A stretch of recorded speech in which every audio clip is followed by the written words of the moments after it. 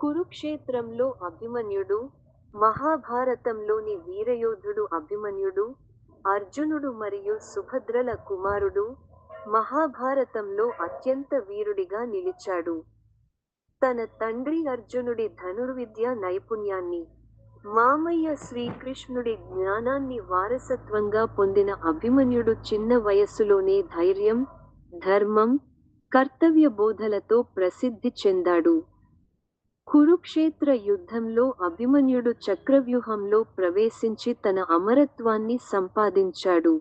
చక్రవ్యూహంలోకి ప్రవేశించే విధానం మాత్రమే తెలుసుకొని, బయటకు వచ్చే మార్గం తెలియకపోయినా, పాండవ సైన్యాన్ని రక్షించేందుకు అతను వెనుకడుగు వేయలేదు.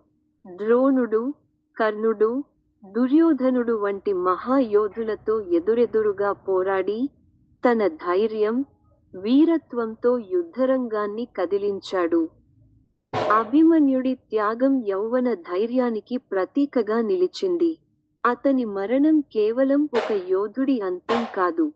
అది ధర్మం కోసం ప్రాణత్యాగం చేసిన మహావీరుని గాథ. అభిమన్యుడి కథ యుగయుగాలుగా ప్రతిధ్వనిస్తోంది. ధైర్యం, త్యాగం, ధర్మం కోసం నిలబడే ఆత్మస్ఫూర్తికి నిదర్శనం.